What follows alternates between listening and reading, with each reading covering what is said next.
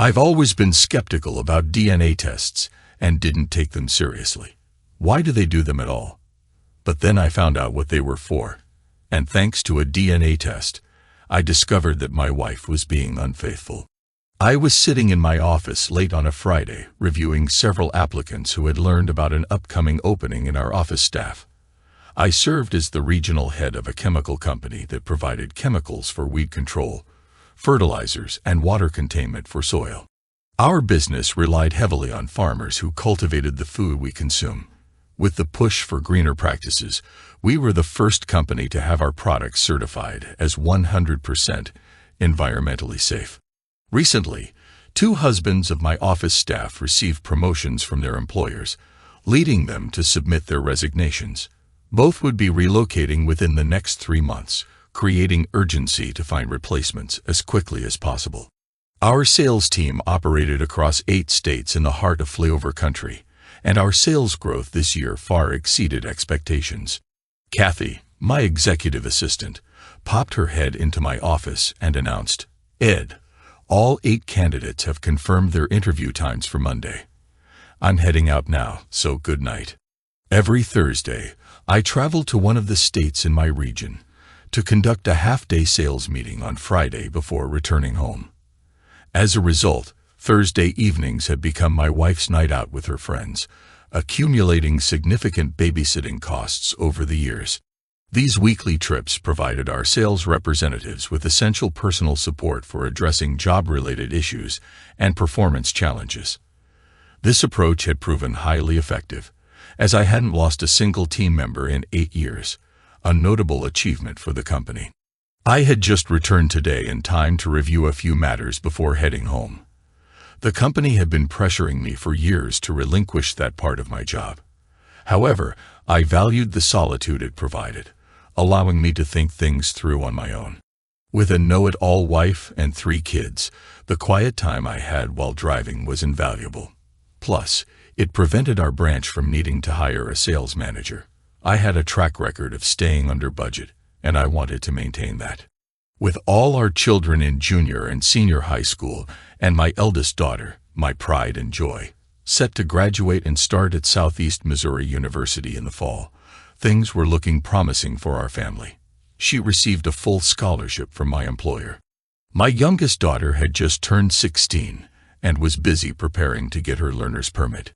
Grace, my wife of 20 years, had been the executive assistant to the district attorney since before our youngest was born.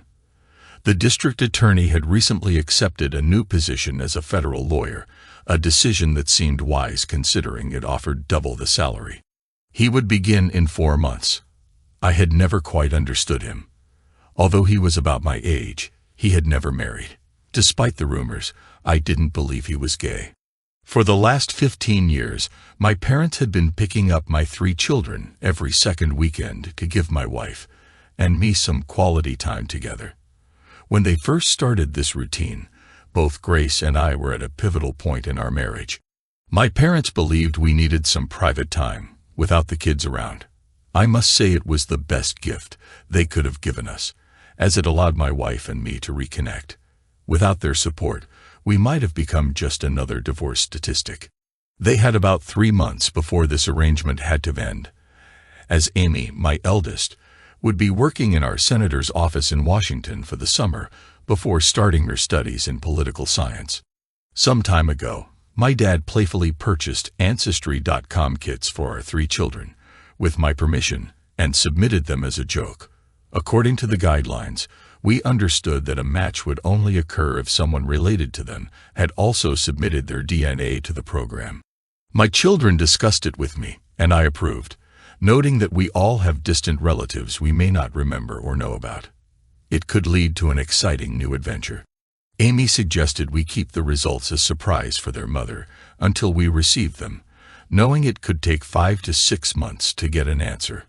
This weekend, we were heading to Nashville to experience the Grand Ole Opry and would return home on Sunday. My wife had organized this special trip as a way for us to create another cherished memory together. I met my wife, Grace, during my final year of university at a football game. I wasn't one of the players on the field. Instead, I was one of the faceless vendors selling overpriced food to fans in the stands.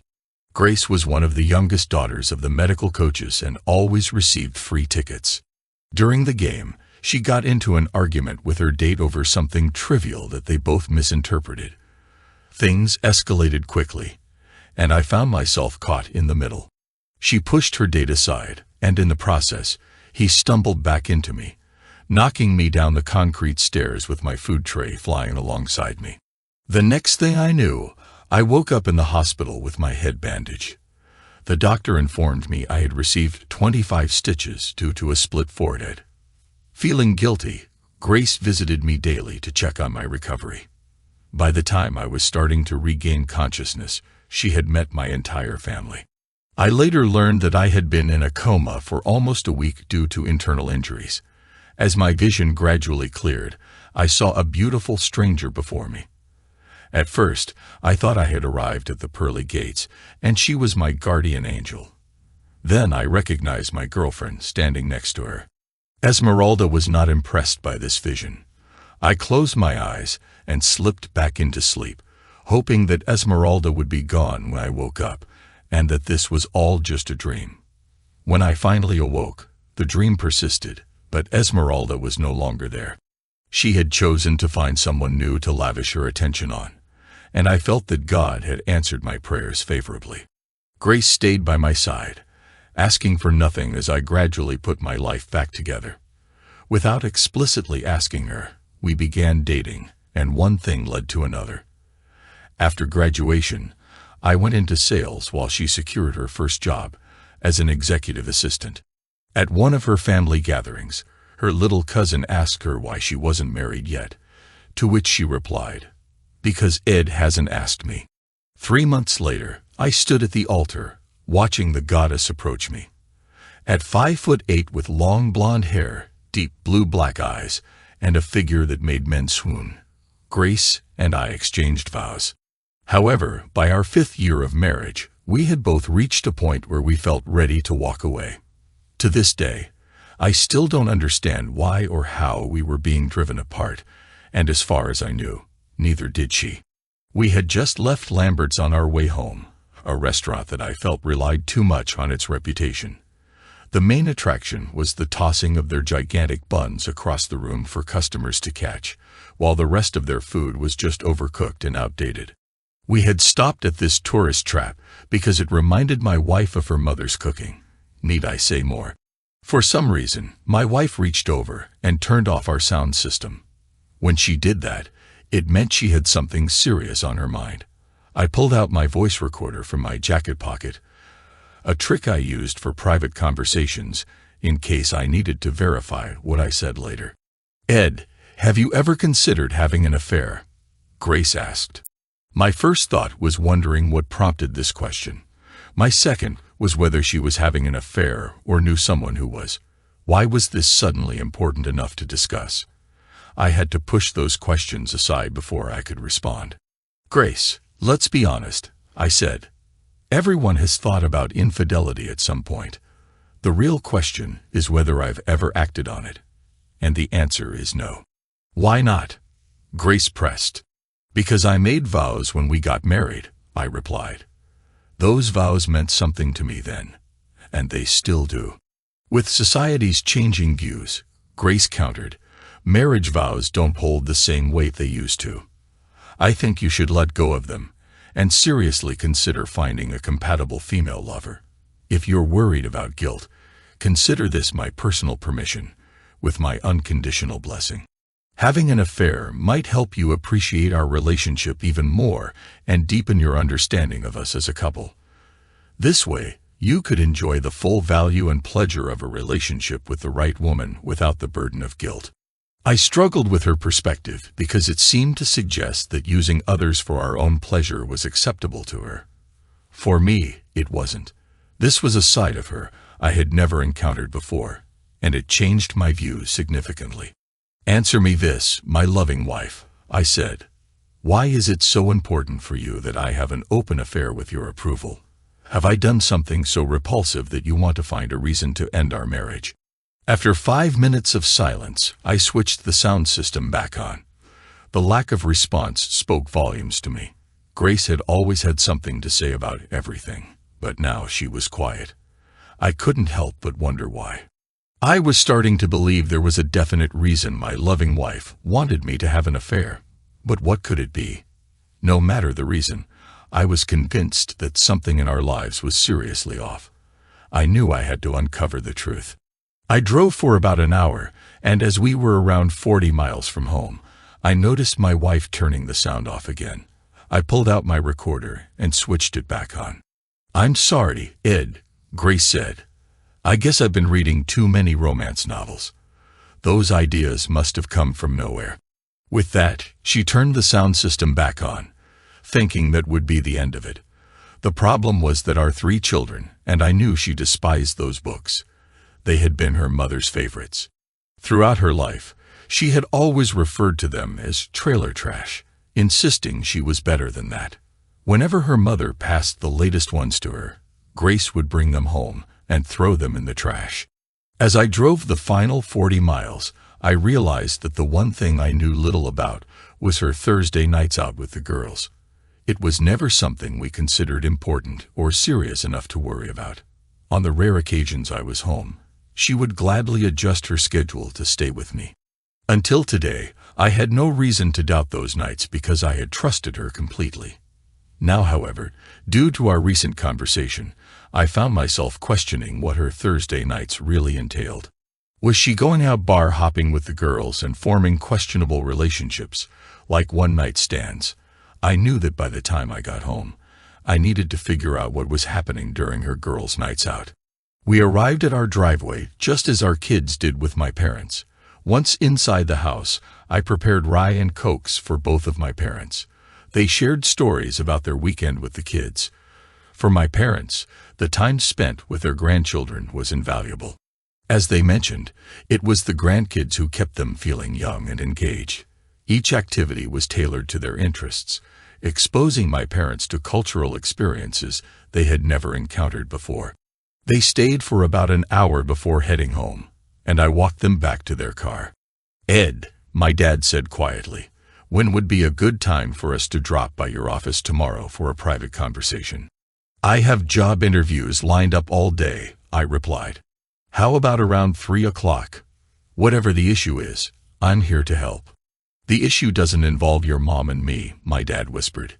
"It concerns your wife and her youngest daughter. I shouldn't say more since your wife is watching us." "Okay, Dad, that works. I'll swing by after work, and we should be able to sort it out in about half an hour," I said loudly enough for Grace to hear through the window. After I watched them drive away, I went inside and grabbed the car keys. Then I picked up my toolbox and tossed it into the trunk. "Hey, honey," I said. "I need to stop by Dad's tomorrow to fix something for him after work, so I might be a little late." "I heard you from the window," Grace replied. "Don't worry about it. We can eat a bit later." My dad and mom arrived right on schedule and were escorted into my office. After they settled in, we waited for a staff member to bring us coffee. Once it was served, Kathy closed the office door behind her as she left. "Ed," my dad began, "I really regret my foolish decision to send in our grandchildren's DNA. They found a match for April. She has a grandmother on her father's side who is searching for her son and his descendants." He pulled out a form from Ancest.com revealing the woman's name and phone number. I was crushed, and my father could see the impact of the news on my face. "Dad, I don't think there was a mistake.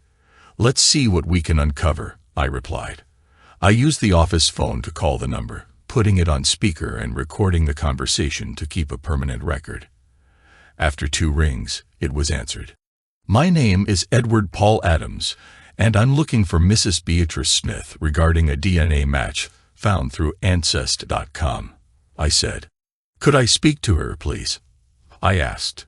"You're speaking to her, young man," the woman replied. "What can I assist you with?" "It's a complicated situation," I said. "To make a long story short, I just learned that my youngest daughter is your granddaughter." "Are you referring to April Marie Adams?" she asked. "Yes, that's correct," I confirmed. "Then you might know my son, whom I had to give up for adoption when I was just 15, she said. I might if I knew his name, I responded. He was adopted by a family with the last name Barrow, and his name at that time was Luke Robert, Mrs. Smith stated. I turned pale, and my parents had tears in their eyes as we recognized the name all too well. Her candid comment had just turned into a nightmare for me. He's alive and doing well, I said. He's currently the district attorney here in Cape Girardeau County, Missouri, and he is also my wife's boss. I can tell you that he has never married. He's my only child, she said. I have stage 4 lung cancer and don't have much time left. Would you allow your daughter April to visit me before I pass? If you can't afford it, I'll gladly cover the ticket. I'd like to meet her to pass on my estate to her. Mrs. Smith, given the situation, I'll let you coordinate with my parents. Since you're only a state away, they can take her for a special weekend trip so you can meet her, I said. I don't think I'd be comfortable letting my daughter make the trip alone. Is there anything else you'd like me to do? Please arrange for a notary statement allowing my lawyer to conduct a DNA test, Mrs. Smith said. Because of the significance of April's inheritance, he'll need to verify that she is who we believe her to be before he can alter my will. No problem. I'll hand this call over to my dad, I said. He can sort out the details and get directions to you. I stood up, stepped outside my office, and handed Kathy my personal recorder, saying, please have both my conversation on this and the ongoing phone call transcribed and notarized. I need them prepared this way for the divorce court. Do you want me to arrange for the DNA test authorization as well? Kathy asked. Kathy was sharp. She recalled that when I activated the recorder, she was to listen quietly. This approach had helped resolve many conflicts quickly in the past. Yes, I replied, but we need to keep this under wraps for a few weeks. I want to find out what my soon-to-be ex-wife has been up to on Thursday nights. I walked into my assistant's office and said, David, I need to speak with you and your wife as soon as possible. I'm going to need both of your cooperation regarding a personal matter. David looked at me, immediately sensing that whatever I required help with was serious. She should be finishing up dispatching shortly, David said. I'll text her to come right over. I returned to my office and we made arrangements. Using the house key they had for my place, they planned to pack some clothes for April and leave next Friday. I would pick her up from school and drop her off at their home by 10 o'clock. I was seeing my parents out the door when David's wife arrived. I instructed her to go into his office, assuring her that I would join them shortly. Thanks to modern communication methods, Kathy had already made copies and transcribed everything. I handed a copy to David and Cheryl to review, suggesting they read the conversation between my wife and me first. I also gave Kathy the document my dad had provided for photocopying what he had received for my lawyer's file that we were compiling, and instructed her to find the best lawyer available. Cheryl and David had both known my wife and me for many years, and they took today's revelations quite hard. Cheryl and Grace grew up as neighbors. Although they were never particularly close, they were well aware of each other's lives. It was a shock for Cheryl to confront the reality of what had previously been unknown. Do you think there's still a chance they might be lovers after all this time? Cheryl asked. Or do you think it was just a case of getting caught up in something and then realizing it was a mistake? I'm not sure, but I'll need both of your help to find out, I replied. For the next few weeks, David will need to use my company car for sales trips. Cheryl, I'll need to borrow your car since it won't raise any suspicion. Cheryl, I'll need to borrow your car since it won't raise any suspicion. This means you'll have to drive David's car. I'll inform the company that this is part of David's cross-training. So unfortunately, he'll be stuck with this for the next 3 months. You're going to follow your wife on Thursday nights and document everything you can, David suggested. Your wife will still think you're away on business. I have a feeling it's still happening because why else would my wife suddenly suggest I have an affair with her approval, I said. If Barrow hadn't changed jobs, nothing would have shifted. I believe Grace might be planning to move with Luke Robert Barrow, when he starts working in St. Louis. If Grace can prove I'm having an affair, it would give her justification for filing for divorce. Wow, Cheryl remarked. I can totally see Grace doing something like that. In today's society, it's become acceptable to accuse someone else of what you've already done. It's a clever way to deflect attention from your own actions. Ed, if you find evidence during one of these Thursday nights, Cheryl continued, call me, and I'll arrange for a couple of officers to visit her and her partner, claiming you were in a car accident. This way I can get you a detailed police report about their attire and where they were found. Some of the officers would love to get back at the district attorney for past grievances.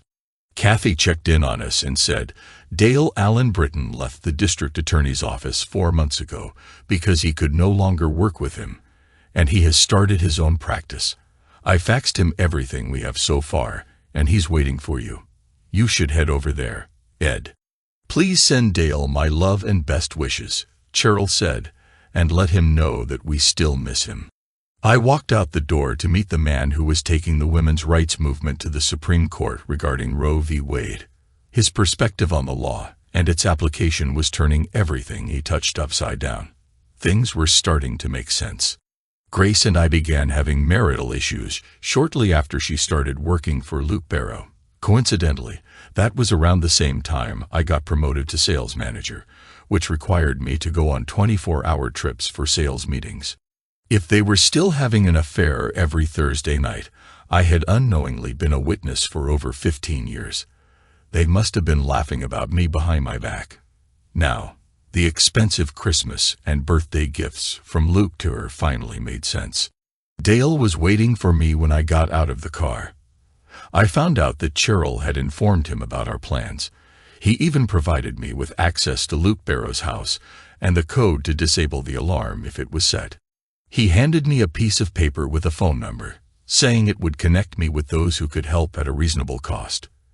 He had spoken to them, and they were expecting my call. He explained that he grew up on the streets and still had connections to get things done.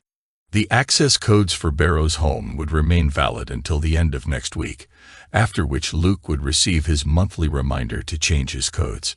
Dale planned to sue Barrow for child support from the day April was born, which would be very costly for Luke. Under state law, this debt couldn't be eliminated by declaring bankruptcy. If Dale succeeded, his former boss would be broke before it was over.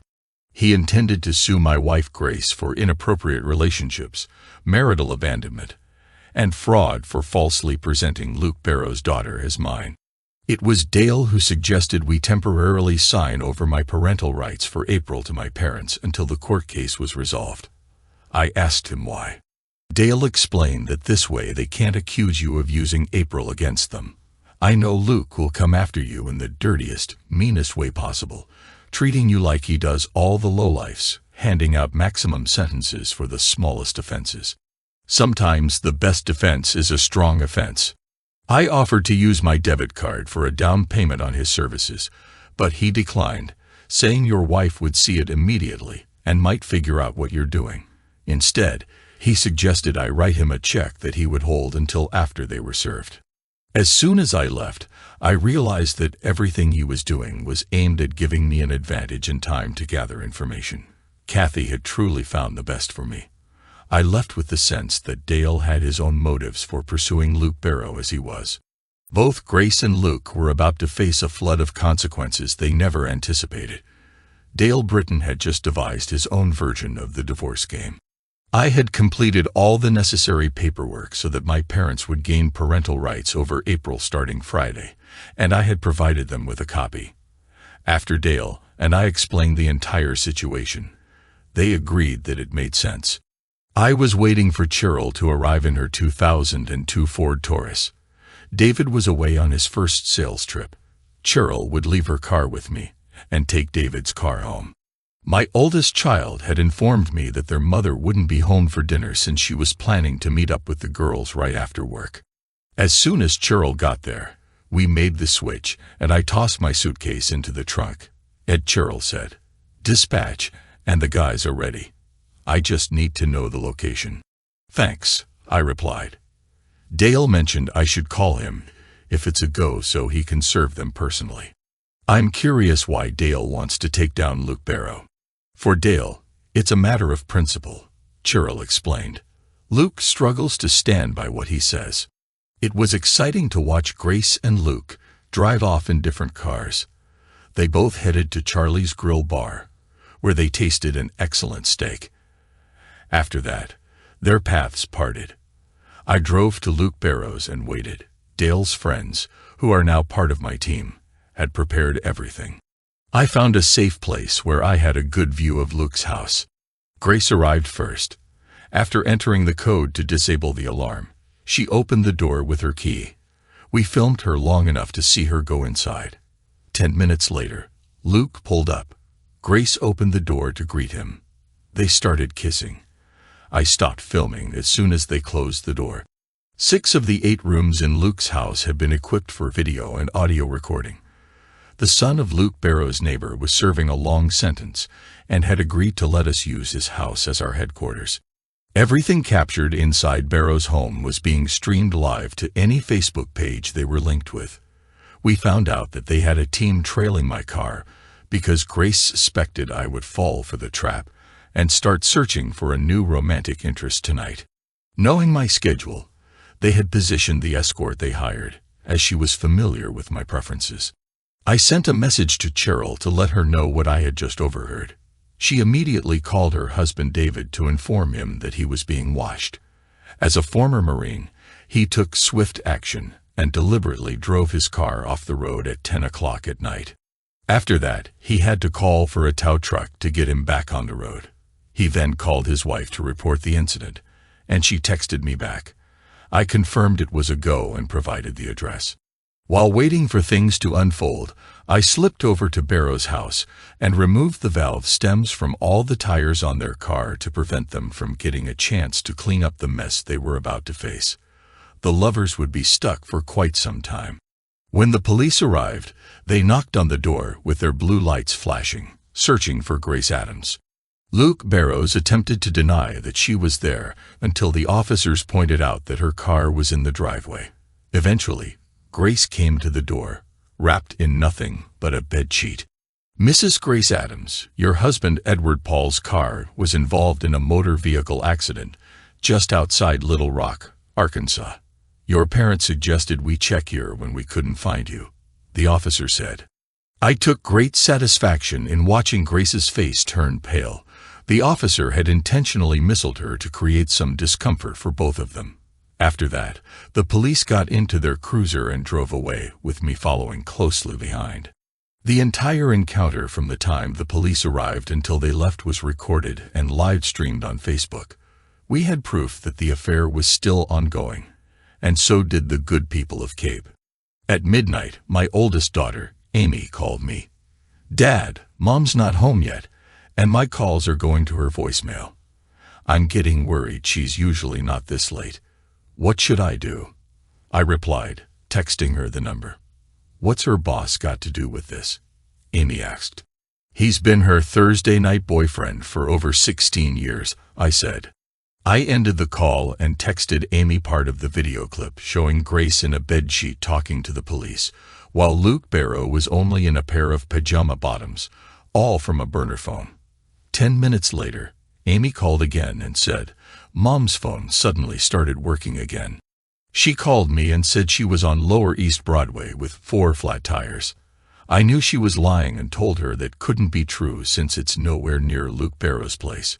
She insisted she was telling the truth, so I mentioned that I saw a clip of her and her lover talking to the cops.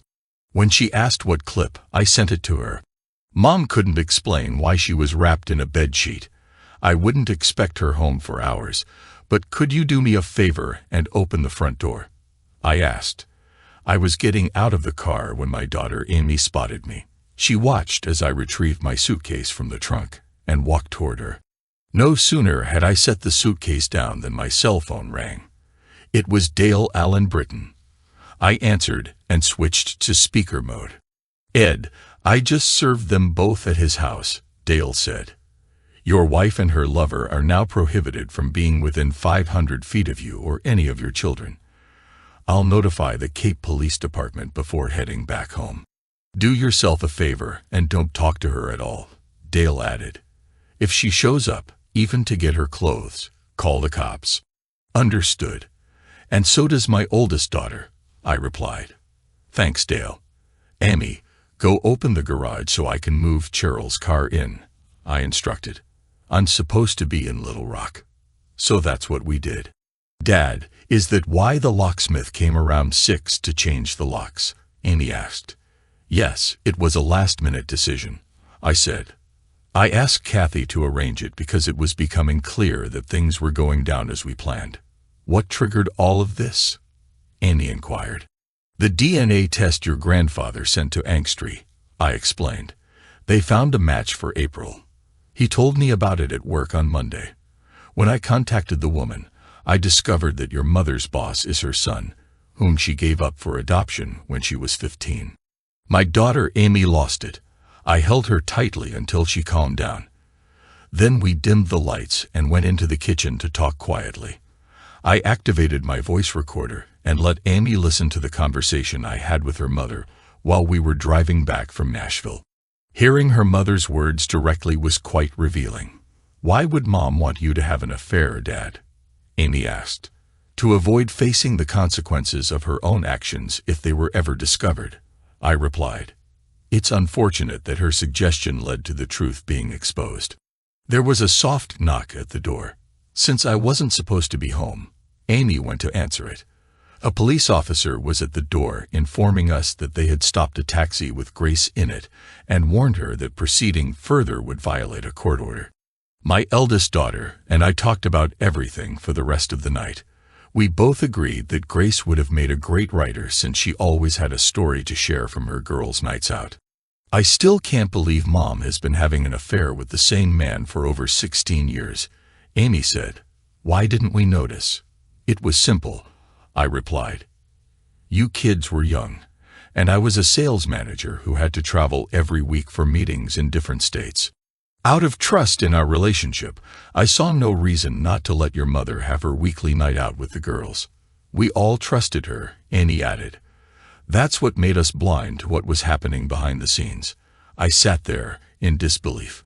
If Amy hadn't pointed it out, I might never have realized. It was her manipulation of our trust that allowed her to carry on for so long.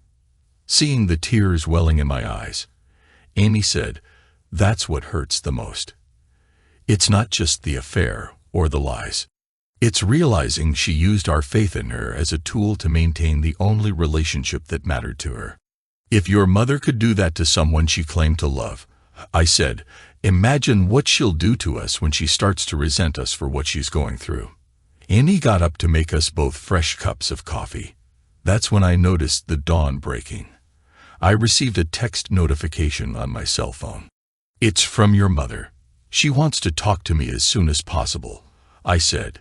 She says there's a problem at home with our oldest child that we need to discuss before I return from my trip. How are you going to respond? My daughter asked, concern evident in her voice. Don't worry, be happy. You and Luke can still laugh about the big doofus behind my back, I said as I typed. You can still move to St. Louis with Luke Barrow, just not with our kids. Amy stared at me in shock. Your mother doesn't need me anymore, I explained. My usefulness to her has ended. She wanted me to start an affair so she could use it against me in divorce court. She never considered that she would eventually be caught. It must have been painful for Amy to hear the words I sent to her mother. Few can face the harsh truth of a situation. Most resort to calling the one who reveals it all kinds of names because the truth can be painful. Acceptance often comes with time. I stood up and embraced my daughter as she began to cry again. We had managed to calm her down when we heard Eric and April stirring. I switched on the kitchen TV to KVOS 12 to catch the local morning news, as I usually did. Before long, they came downstairs for breakfast, surprised to see me at home. We were all taken aback when my wife's image appeared on the screen. My son turned up the volume out of curiosity. I felt a pang of sympathy for my kids at that moment because Luke and she were mocking me. Grace bluntly remarked, The doofus is such a moron that he is completely oblivious to everything happening around him. Their mother then made a sarcastic comment about me that had them both laughing. Then the reporter spoke. "I don't think they're laughing anymore," he said. After 5 hours of live coverage of the longtime lover's antics on Facebook, their plan to set Edward Adams up with a professional escort so she could divorce him and take everything he owned has backfired spectacularly. The next scene showed Dale delivering the lawsuits to them. The news reporter explained the nature of the lawsuits. Alice ran over to me and sat on my lap, crying. It was a harsh way for a 16-year-old to discover that her father wasn't her biological parent. Her mother's long-term lover was. Eric summarized it perfectly when he said, "If you're just a piece of garbage in Mom's eyes, what does that make the rest of us?" Once April had calmed down, Amy helped me explain everything that had happened since their mother and I began our journey back from Nashville. I contacted their school and arranged for them to be excused from classes on Friday and Monday to allow them time to adjust and process their emotions. Just as we were about to start breakfast, April said, "Dad, the police chief is on TV." That caught our attention, so we turned the volume back up. The news was now publicly announcing that both Grace Adams and Luke Barrow, our current district attorney, were under criminal investigation. A special task force from another county was being assembled to lead the inquiry. I reflected that when someone's behavior becomes public knowledge, society struggles to reconcile their private actions. Hypocrisy governs our daily lives. After breakfast and tidying up, I had my 3 children sit at the table. I shared with each of them a copy of the letter my dad had received. I then said, "April, my parents are coming to take you to meet your biological father's mother. She is terminally ill and wishes to see you. There is a significant reason for this, but I believe it's best for her to explain it to you. As far as I'm concerned, you are my daughter and always will be. If you have any questions, feel free to ask your grandparents. Amy, could you help your sister pack for the weekend while I call my parents?" I asked. Once the girls left, my son said, "How are you handling this, Dad?" "I'm not," I replied. "I find myself in a constant struggle to maintain control. Remember, son, if you ever find yourself in a similar situation, as a father, you must remain strong for everyone else in your life." With that, I called my parents and explained the situation. They said they would come right over as soon as they finished loading their car, and they had an hour before their flight. I didn't realize that at that moment, my relationship with my son had changed forever for the better. The 3 of us watched as the daughter I had raised left with my parents to meet her biological grandmother for the first time. I was primarily praying for a positive experience and hoping she would return feeling the same way about me. At the local district attorney's office, the atmosphere was as cold as a morgue. Grace Adams had gone out to buy new clothes after having her car towed and her 4 tire stems replaced. Luke Barrow was reviewing the lawsuit against him. Although they lacked a direct DNA sample, they had established a biological connection that made it impossible for him to deny his paternity. Everyone on staff was now aware of the truth regarding their relationship and long-term affair. This, along with the concealed parentage of April Adams, was turning into a political disaster. Over time, the definition of fraud had expanded under the law to include failing to disclose all relevant facts about a situation. Dale was suing both Grace and Luke jointly in a civil lawsuit. It increasingly appeared that the couple had been deceiving her husband, Ed, for years. Every lawyer he contacted informed him that Ed Adams and Dale Britton were likely to succeed in their case. Those same lawyers wanted nothing to do with it, as many had already heard about Dale's past as a defendant. It was noted that most defenses relied on the assumption that a specific pattern of facts could be argued. However, when Dale presented his arguments in court, most found they had no defense by the time he finished. The exposure of their behavior on Facebook, along with the clear admission from both that they were attempting to ruin an honest man to gain access to his assets, might not have carried much weight. However, due to his social standing, it became front-page news. Grace had just exited the store where she had shopped for years, drawn by the quality and uniqueness of its clothing lines. To her surprise, a woman approached her and questioned whether she was out of her mind, implying that Grace should have known things would end badly. When Grace asked about the woman's comments, she found out how she bluntly stated that Grace had been a star on Facebook for at least 5 hours. Returning to Luke's house around 1 p.m., Grace found that a service company was concluding a visit. They had mistakenly assumed she was the homeowner and recommended that she and her husband reset all the security codes. It wasn't until after they left that Grace realized she hadn't been asked to confirm their visit with an electronic signature. She called Luke, expressing concern about his new position in St. Louis. When he asked why, she recounted her experience upon returning home. That's when they both began to suspect that there was more at play than just Ed looking out for himself, as they both knew his new job was a political appointment tied to the deep state. After preparing a cup of coffee, she settled down to review the divorce petition. The first shock came when she realized that her own words to her husband had raised his suspicions. He was questioning why she had encouraged him to intentionally harm and manipulate another person for his own gratification. However, the real blow was that Mr. and Mrs. Adams had informed him of the DNA match from Angstry, leading him to uncover April's true parentage and giving him undeniable evidence of her affair. Grace began to comprehend that Ed must now understand that her actions had nearly destroyed their relationship even before April was born. In that moment, she grasped that Ed needed to know if the affair was still ongoing. He had orchestrated the events of the previous night and was the one revealing the hidden truths about her life. Just as she took another sip of her coffee, the doorbell rang. Rising to answer it, she found it was the neighbor next door whom Luke disliked. "Mr. Primrose," she greeted him. "How can I help you?" He handed her a legal envelope and said, "Ed, your husband used my place as a base for his operations against you and your long-term lover last night. I allowed him to do so because Luke Barrow got my son the maximum sentence as a first-time offender. I thought you'd like to know that the information in the envelope I gave you was created last night and is also being sent by courier to everyone on your side of the family this afternoon. Ed wanted me to ask if you're still laughing at him now." She watched him walk away, a broad smile on his face. Back in the kitchen, Grace opened the envelope that contained the photos. The pictures began with her entering Luke's house with her key, and then she greeted him at the door when he returned home. There were photos of their infidelity. The images left no room for imagination, even at the moment when they encountered the police. Ed's team were experts. Their work was so thorough that it seemed as if he was cooperating with the cops, pursuing revenge on Luke for their own reasons. However, it was the last printed page, signed by her husband, that revealed the true problem.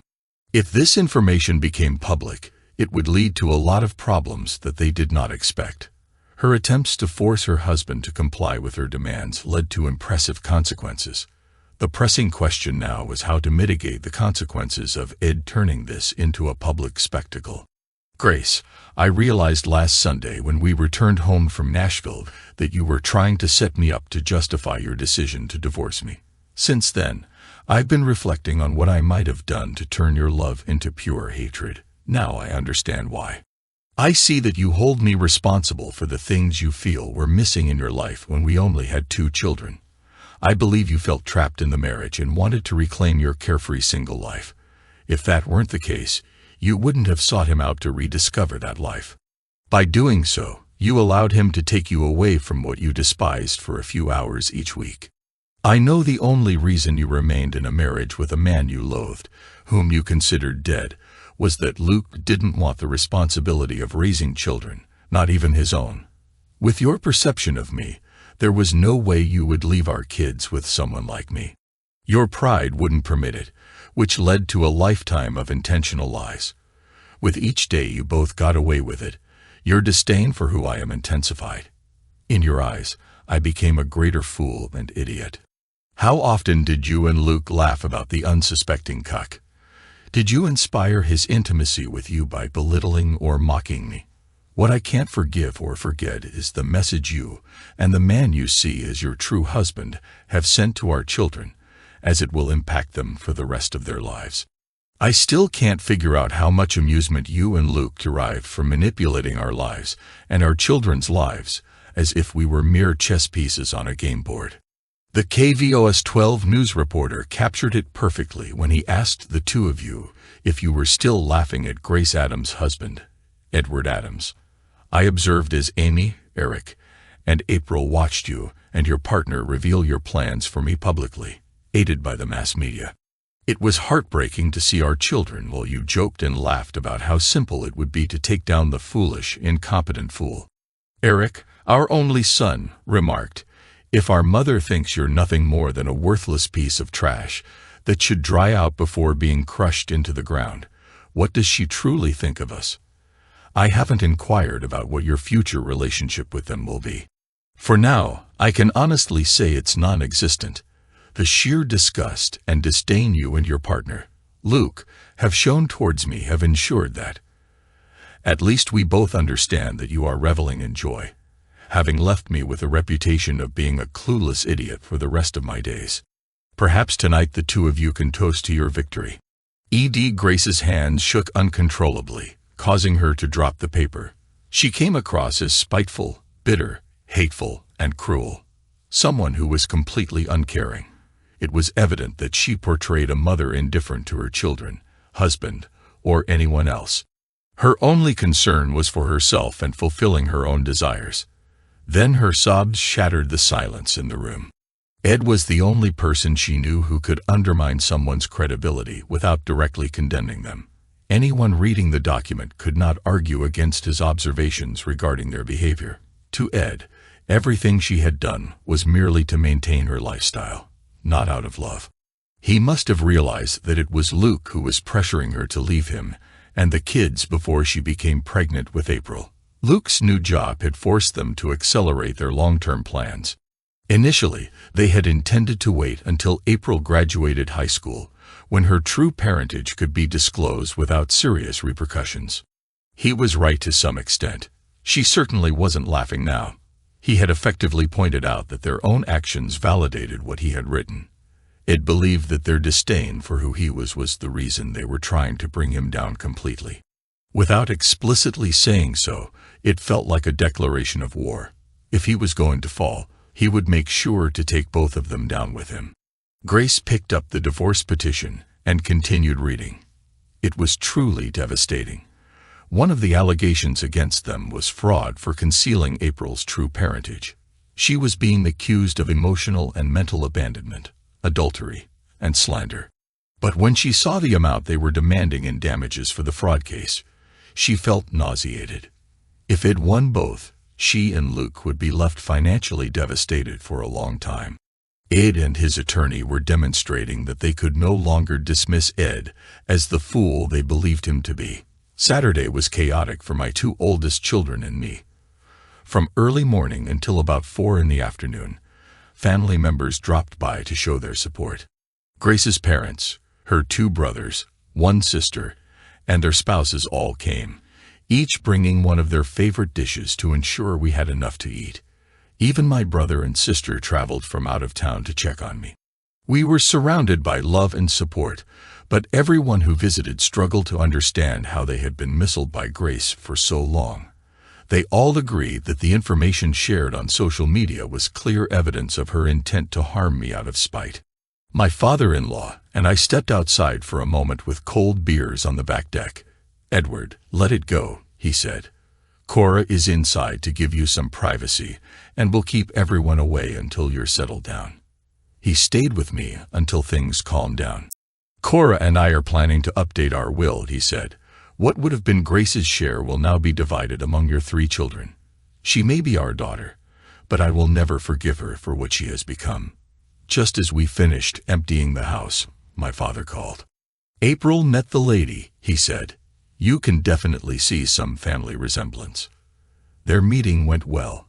Mrs. Smith seemed interested in your family's situation and got April to open up about her feelings. It was good to see, as she had been holding it all in. My dad said, The lawyer got the blood sample he needed and then took me aside for a private conversation. He inquired about Luke Barrow, and I shared what we all knew. I discovered that Luke's real father is serving a life sentence for murdering his lover's husband. Luke would have inherited his biological mother's estate if April hadn't entered her life. "Don't worry, Dad," I assured him. "Dale Britton has a court order against him, prohibiting him from coming within 500 feet of any of us." It's been a hectic day. A lot of family members from both sides have come to show their support. Mrs. Smith is hosting us at her estate. "Your mother feels privileged to be treated so royally," Dad explained. "April is with Mrs. Smith right now, and we both like her." Her lawyer mentioned it had been a long time since he'd seen a smile on the grand lady's face. "Hold on, I'm going to pass the phone to your mom." Ed, I had the opportunity to talk to Beatrice alone for a bit. She asked me what kind of son you were, so I shared details about your life as openly and honestly as I could. We discussed in depth what happened over the past week. She mentioned you left it to her to explain to April why she wanted to see her. Beatrice said it had been a while since a stranger showed her such respect, and thanked all of us for guiding her on how to handle her estate. Her plan is to place it all in a trust in April's name, managed by you, until she turns 25. I asked her to text me when they leave so I can be sure to be home when they bring her back, I said before ending the call. I messaged April, letting her know that we all miss her and are sending love from Dad. Finally, we had a moment to tidy up before David and Cheryl arrived with my car. I had to apologize to her for forgetting to return it. "The police chief sees a chance to take down Luke Barrow," Cheryl noted. "He and Dale are collaborating. Dale has provided him with some questionable information for the investigators to examine." The staff looked somber and upset when I returned, David mentioned. I informed them that some of us had been aware of the situation for most of the week and were doing what we could to help. "It's been an emotional roller coaster since Thursday night," I replied.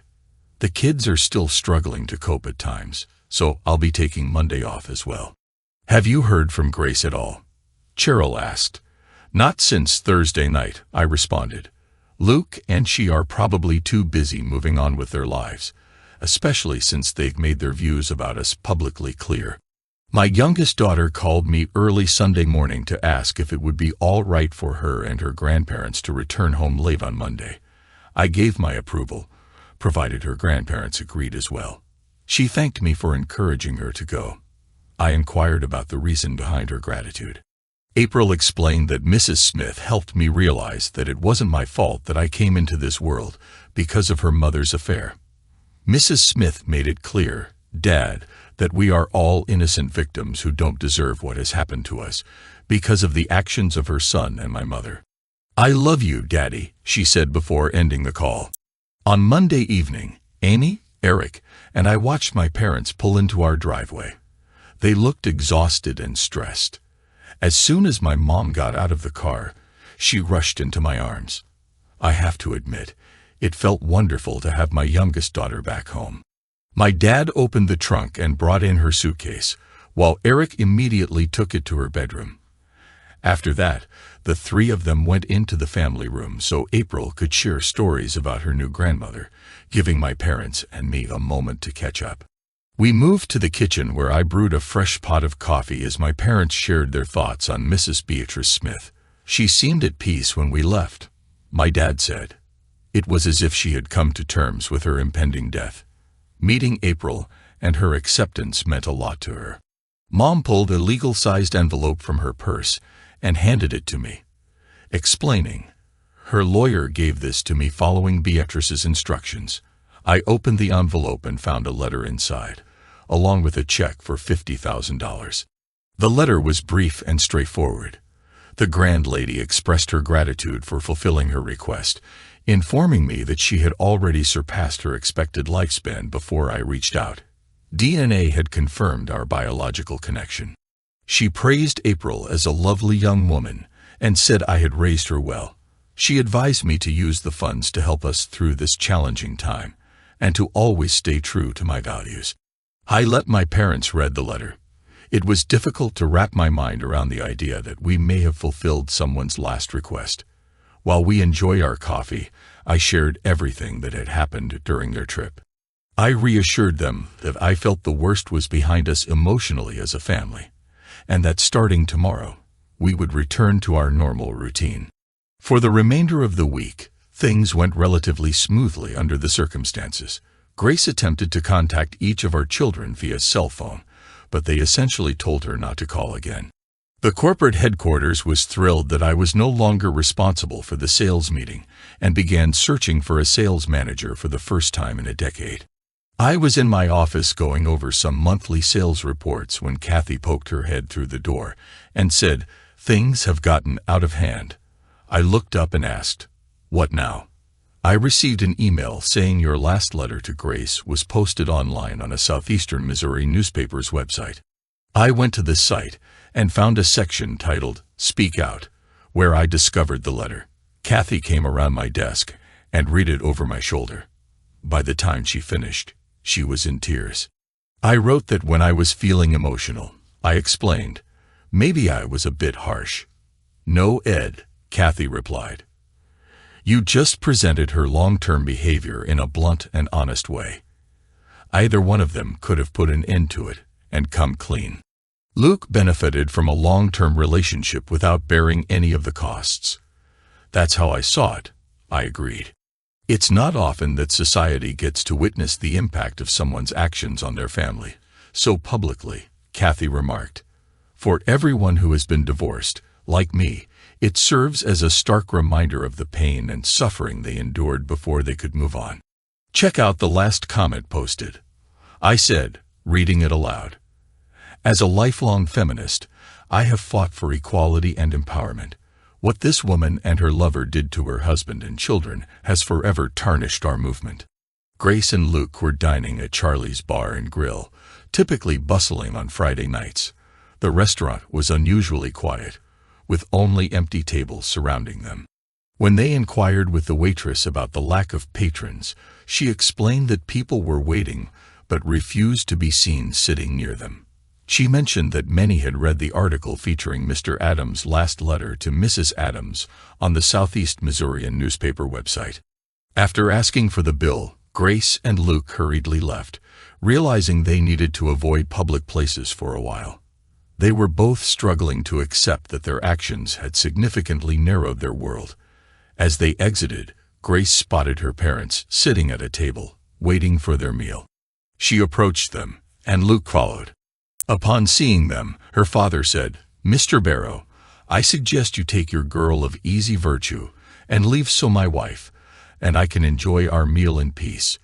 Grace walked out of the restaurant in tears, finally understanding that some actions are irreversible.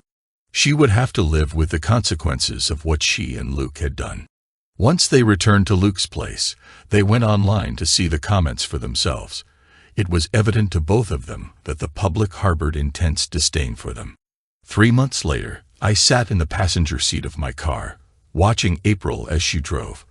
We had left that morning for Wichita, Kansas, after hearing about the passing of her grandmother, Beatrice. Our destination was the airport to board the private plane the estate had arranged for us.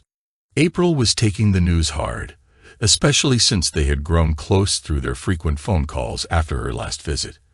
Amy and Eric had been incredibly supportive, which brought the four of us closer together.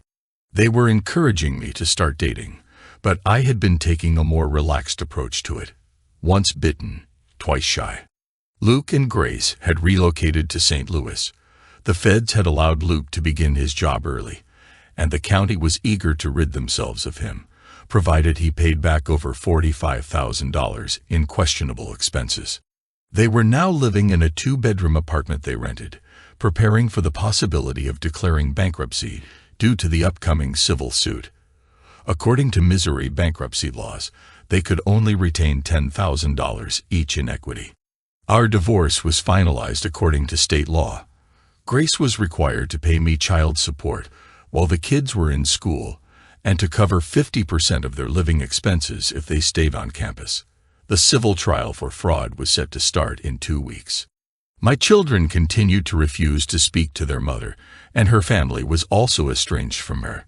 She learned the hard way that people can only tolerate so much nonsense before deciding to walk away for good. April had to attend a meeting arranged by the state's child services with her biological father, which did not go well for him. She told him that her mother had said he was just like his real father, an egotist who shouldn't be near any woman. In front of the child services representatives, April stated that both her mother and he were dead to her. We went to her grandmother's funeral, and afterward, the lawyer informed us of the significant inheritance she would receive, which was quite overwhelming for both of us. As the trustee, I discussed it with my daughter, and we agreed to sell her grandmother's house along with its contents, except for her personal jewelry and a few photos that April wanted. Once we returned home, and the school year was coming to an end, I was preparing for the first day of court on Wednesday when April entered the den. "Dad, can you arrange a meeting with Luke, Mom, their lawyers, and us along with Dale on Tuesday?" "Luke, Mom, their lawyers, and us along with Dale on Tuesday?" April asked. "I think I can, but why?" I replied. "I want them to understand the true consequences of their actions," April said. "Grandma Beatrice suggested this to me. So I called Dale, and we agreed on this." It was a bright, sunny day when we met with Luke, Grace, and their lawyers. "I asked for this meeting," April said, "to my biological father. First of all, I want to tell you this. This is the location of your father and his request that you visit him in prison. He is serving a life sentence for the murder of his lover's husband." April handed him a sealed envelope with his name on it.